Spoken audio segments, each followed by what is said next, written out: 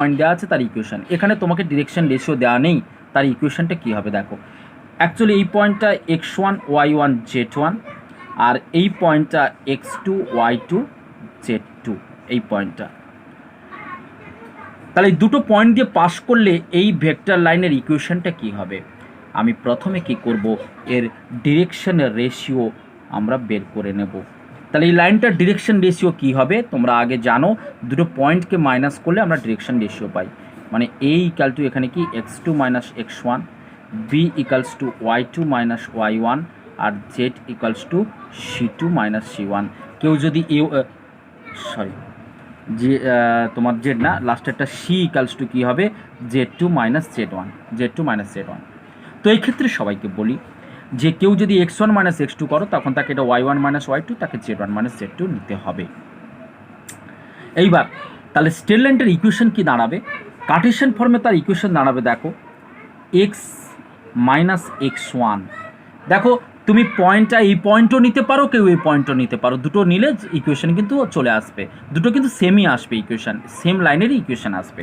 মানে আমি লিখতে পারি x মাইনাস x1 বাই কি লিখি, ডিরেকশন রেশিও মানে এটা অ্যাকচুয়ালি কত এখানে x2 minus x1 equals to y minus y1 by আমরা কি লিখি, ডিরেকশন রেশিও, ওয়াইয়ের যে ডিরেকশন রেশিওটা তার মানে এটা y2 মাইনাস y1 যেটা b, আর এটা কি লিখি দেখো z মাইনাস z1 বাই এর ডিরেকশন রেশিওটা কি দেখো, এটা তোমার হবে অ্যাকচুয়ালি y2 মানে তোমার z2 মাইনাস z1। আশা করি ক্লিয়ার, এটা এই ফর্মে হয়। এইবার আমাকে বলা হলো এই লাইনটার উপরে থার্ড একটা পয়েন্ট আছে, থার্ড পয়েন্টটা কি x3 y3 z3। তাহলে থার্ড পয়েন্টটা এই লাইনের উপরে আছে কি না আমাকে টেস্ট করতে দিল, বা আমাকে এমনও বললো যে তিনটে পয়েন্ট মানে 3 নম্বর পয়েন্টটা যেটা আমি বললাম সেই তিনটে পয়েন্ট কোলিনিয়ার মানে সমরৈখিক একই লাইনে আছে আমাকে দেখাতে বললো।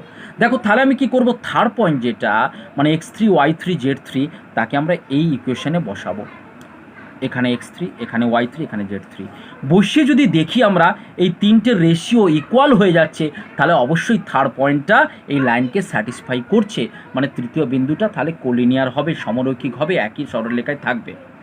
এবার তোমাদের মনের সাথে সাথে প্রশ্ন আসবে, স্যার এই লাইনটার ভেক্টর ফর্ম আমরা কিভাবে করব। দেখো ভেক্টর ফর্ম কিছু না, আমি যদি এইটা যদি এ পয়েন্ট এটা বি পয়েন্ট, যেহেতু এটা পয়েন্ট তাহলে এই ভেক্টর এটার যে পজিশন ভেক্টর সেটা আমি লিখলাম মনে করো a1, আর এর পজিশন ভেক্টরটা আমরা লিখলাম মনে করো a2। আচ্ছা এটা প্যারালাল টু দ্য একটা ভেক্টরের সাথে প্যারালাল, এই ভেক্টরটার সাথে প্যারালাল কি এখানে বি ভেক্টরের সাথে প্যারালাল, এটা লাইন ভেক্টর প্যারালাল। তাহলে তুমি লক্ষ্য করো যেহেতু এটা বি ভেক্টরের সাথে প্যারালাল, ভালো করে বলছি একটু ভালো করে দেখবে, এই ভেক্টরটা বি ভেক্টরের সাথে প্যারালাল। আমাকে কেউ দেখে বলতে পারবে যে এই যে লাইন ভেক্টরটা, এই লাইন ভেক্টরটার এই যে লাইন ভেক্টর এর উপরে দুটো পয়েন্ট আছে এ আর বি, তাহলে এই লাইন ভেক্টরটার পজিশন মানে তোমার লাইন ভেক্টরটা কী হবে, লাইন ভেক্টরের দুটো পজিশন ভেক্টর আছে এ আর বি, তাহলে এই লাইন ভেক্টরটা কী হবে, লাইন ভেক্টরটা হবে দেখো বি মাইনাস এ, ভালো করেই জানো, বা a2 মাইনাস a1। কেন না লাইন ভেক্টরের উপরে দুটো পজিশন ভেক্টর a1 a2, ঠিক আছে। তাহলে এই লাইন ভেক্টরটার কি হবে, এটা হবে a2 মাইনাস a1। কেন, একটা ভেক্টরের উপরে যে দুটো পয়েন্ট দেওয়া থাকে আমরা তার লাইন ভেক্টর পেয়ে যাই। তার মানে এর ইকুয়েশনটা কি দাঁড়াবে দেখো, ভেক্টর ইকুয়েশনটা আমাদের হবে দেখো আর ইকালস টু যে পয়েন্ট দিয়ে পাস করছে একটা পয়েন্ট, আমি a1 a2-র মধ্যে যে কোনো একটা নেব, আমি মনে করি a1 নিচ্ছি, প্লাস টি ইন্টু এর সাথে প্যারালাল লাইন ভেক্টর। অ্যাকচুয়ালি দেখো একটা স্ট্রেট লাইন নিজের সাথে তো প্যারালাল, তাহলে এই যে ভেক্টরটা এর লাইন ভেক্টরটা কি হবে না, এটা হবে a2 মাইনাস a1। কেউ যদি a1 মাইনাস a2 করে তারও ঠিক আছে, বাস তাহলে এটা ভেক্টর ইকুয়েশন হয়ে গেল। এবার দেখো তৃতীয় পয়েন্ট যেটা a3, এর উপরে একটা পয়েন্ট মনে করো a3, তাহলে a3 পয়েন্টটা একে স্যাটিসফাই করছে কিনা আমরা কি করে বুঝবো, না আমরা এলএইচএসে যেটা আর আছে, আর মানে কি, আর মানে xi প্লাস yj প্লাস জেডকে, সেখানে এক্স ওয়াই জেডের জায়গায় এই যে a3 এর যে কোঅর্ডিনেটটা আছে সেই কোঅর্ডিনেটটা আমরা বসিয়ে দেবো, বসিয়ে দিলে এলএইচএস আর এইচএস যদি স্যাটিসফাই করে যায় তাহলে আমরা বলবো যে এই থার্ড ভেক্টরটা এই লাইনের উপরে আছে, এই লাইনকে স্যাটিসফাই করছে। ওকে, এরপর আসছি দেখো আমরা এই কার্টেশিয়ান ফর্ম থেকে আমরা কীভাবে ভেক্টর ফর্মে যাব, ভেক্টর ফর্ম থেকে আমরা কীভাবে কার্টেশিয়ান ফর্মে যাব, আমি সেরকম একটা এক্সাম্পল তোমাদেরকে নিয়ে জাস্ট কাজ করিয়ে দেবো। লক্ষ্য করো একটা ভেক্টর ইকুয়েশন আছে, তার কার্টেশিয়ান ইকুয়েশনটা কি, X minus X one by, একটা আমি এক্সাম্পল ধরি তবে তোমাদের দেখতে সুবিধা হবে।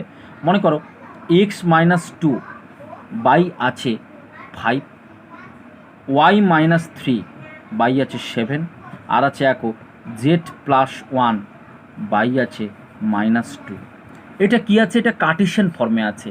আচ্ছা, এই কার্টেশিয়ান ফর্মটা দেখে আমরা কি বুঝছি দেখো, আমরা বুঝছি এই ভেক্টরটা যে আমি কার্টেশিয়ান ফর্মটা তৈরি করেছি, দেখো এই কার্টেশিয়ান ফর্মের এর ডিরেকশন রেশিও কি 5 7 -2, 5 7 -2।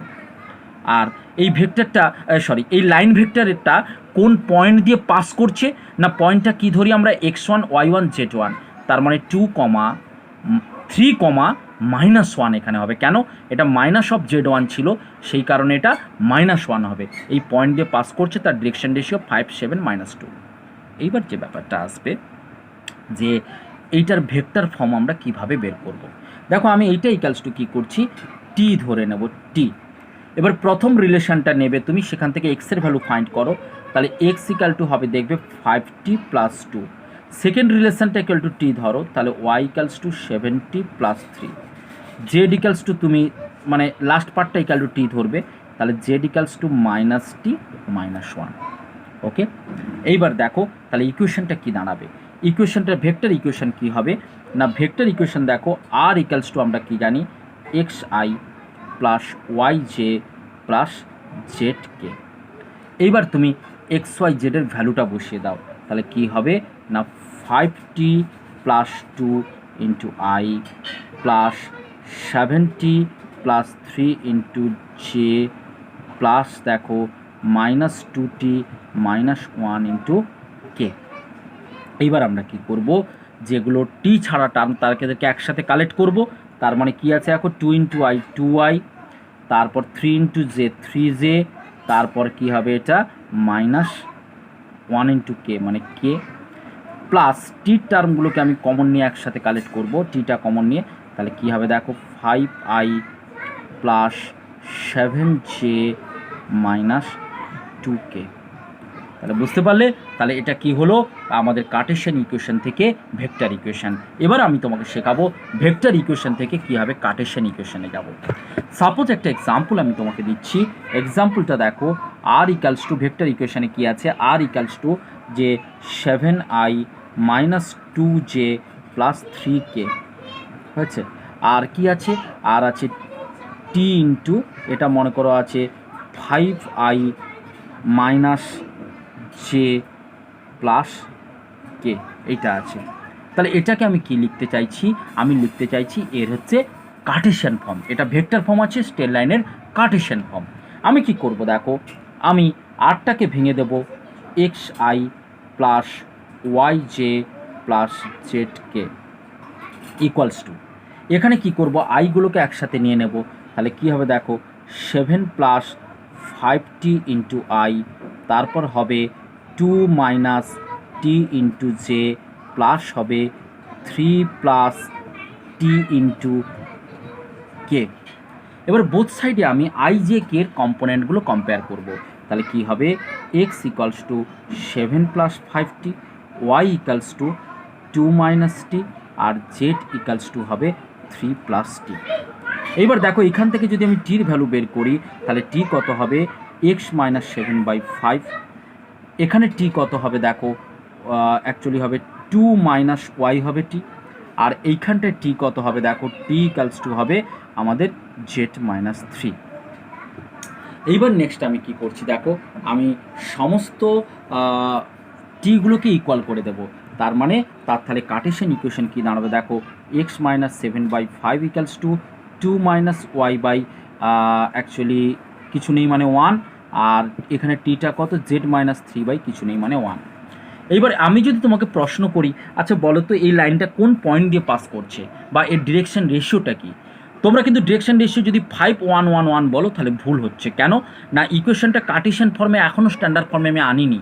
স্ট্যান্ডার্ড ফর্মটা কেমন দেখো, এক্স মাইনাস 7/5 ইকুয়ালস টু, আমাদের নিয়ম অনুযায়ী দেখো সেকেন্ড যে পার্টটা এটা ওয়াই মাইনাস হয়, ওয়াইয়ের সামনে মাইনাস হয় না, ওয়াইটা মাইনাস হবে, মানে ওয়াইটাকে কোইফিশিয়েন্ট ফ্রি করতে হয়। ওয়াইয়ের সবসময় কোইফিশিয়েন্ট 1 হবে, এক্সের কোইফিশিয়েন্ট 1, জেডের স্ট্যান্ডার্ড ইকুয়েশনটা একটু দেখে নেবে। তাহলে এটা যদি আমরা ওয়াই মাইনাস 2 করি, 2 মাইনাস ওয়াই না করে, তাহলে নিচটাকে আমরা -1 করবো, ইকুয়ালস টু জেড মাইনাস 3/1। তাহলে বুঝতেই পারছো তার ডিরেকশন রেশিওটা কী হবে, 5 - 1 1 কোন পয়েন্ট দিয়ে পাস করছে, 7 2 3 পয়েন্ট দিয়ে পাস করছে। আশা করি এই ভিডিওগুলো ক্লিয়ার হলো। আমি তাহলে 4B ভিডিওটা নেক্সটে তোমাদের জন্য পাঠাই।